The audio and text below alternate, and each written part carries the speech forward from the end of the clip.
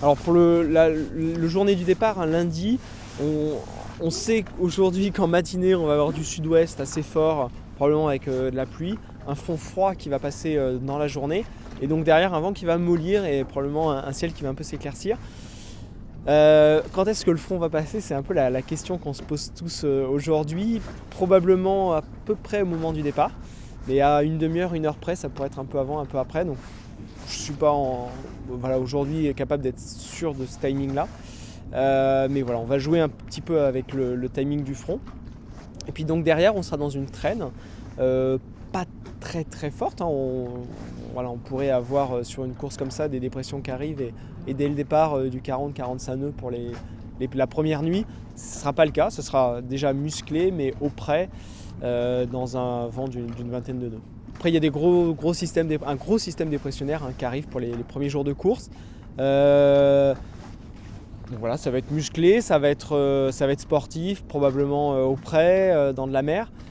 Mais pas de dépression très violente, des vents à plus de 45-50 nœuds, des tempêtes.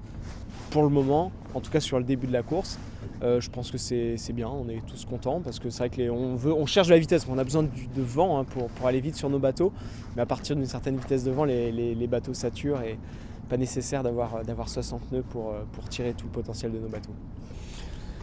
C'est une course mythique, c'est une course historique, c'est la course qu'Eric Tabarly a gagnée pour moi là, dans les années 60. Et en même temps, c'est une course qui est mythique dans le sens où elle est assez éloignée de moi. Je l'ai jamais vécu de près.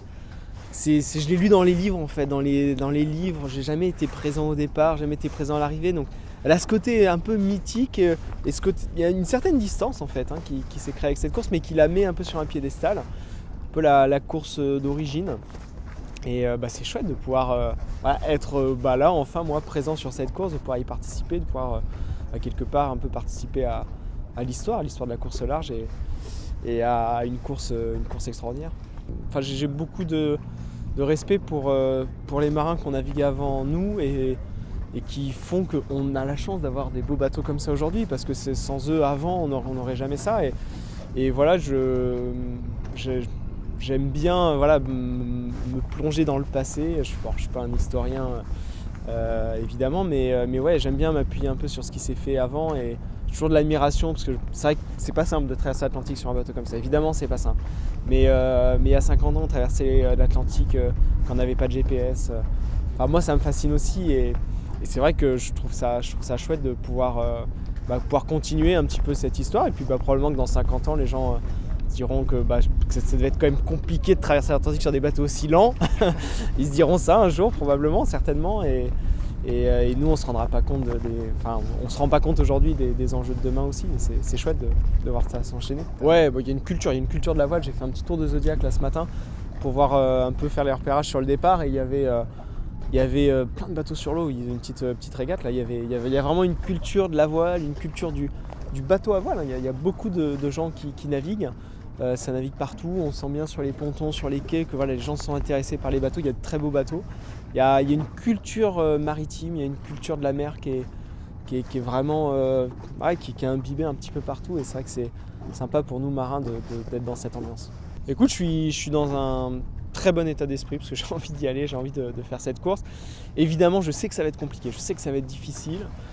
Ça va être ma première. Moi, c'est la première fois que j'ai navigué en solo sur un bateau comme ça. C'est la première fois que je vais aussi naviguer dans ce coin-là de l'Atlantique. J'ai traversé l'Atlantique plusieurs fois, mais en solo, pas tant que ça. Et aussi nord, dans l'Atlantique, jamais.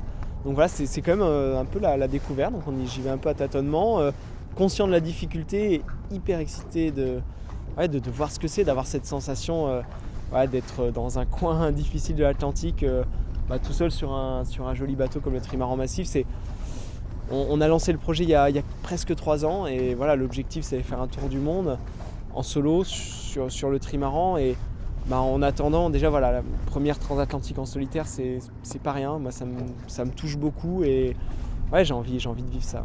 Le trimaran massif c'est un bateau qui fait 30 mètres de long, 23 mètres de large, un mât qui monte à 35 mètres. C'est pas le plus grand, mais ça reste un un bateau qui est quand même assez compliqué à manœuvrer tout seul parce que c'est un bateau qui est grand et c'est un bateau qui va vite aussi. Alors ça, la vitesse, c'est ce qu'on recherche évidemment tout le temps.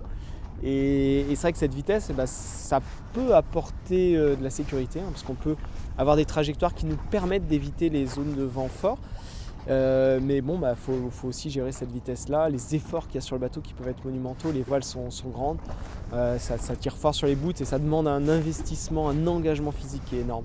Et ça, c'est vrai que c'est probablement la chose la plus compliquée, c'est l'engagement qu'on doit donner physiquement dans le bateau.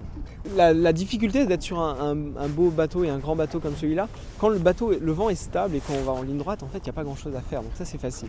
La grande difficulté, c'est de gérer les transitions, de gérer les changements de voile, les manœuvres, faire un virement de bord, un empannage, ça c'est vraiment compliqué.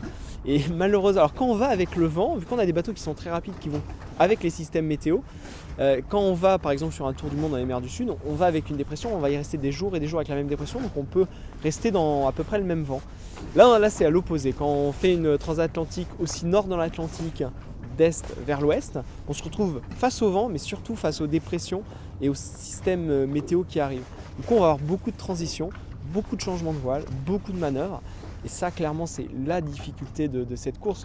On a le bateau qui va tellement vite qu'on va aller vite à un nouveau centre d'action. On n'aura pas eu le temps de récupérer et de souffler d'une manœuvre qu'il faudra faire la prochaine.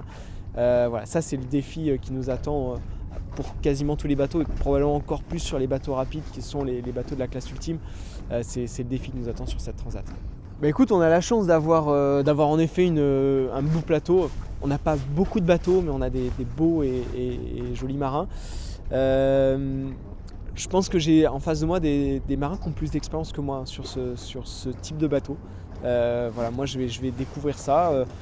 Thomas a énormément navigué sur Sodebo depuis maintenant 2 ans. Il a une expérience en multicoque au large qui est énorme.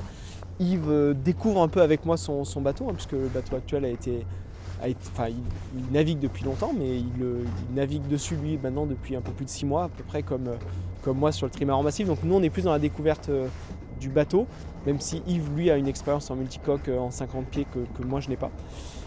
Donc voilà comment je me situe là-dedans. Je pense que j'ai peut-être le potentiel de progression le plus important, ça j'aime bien. J'aime bien apprendre, j'aime bien progresser et c'est clair que j'ai plein de choses à découvrir. Après, j'ai pas à rougir, voilà, je sais que je sais faire plein de choses et je vais apprendre, mais je suis capable probablement de m'en sortir.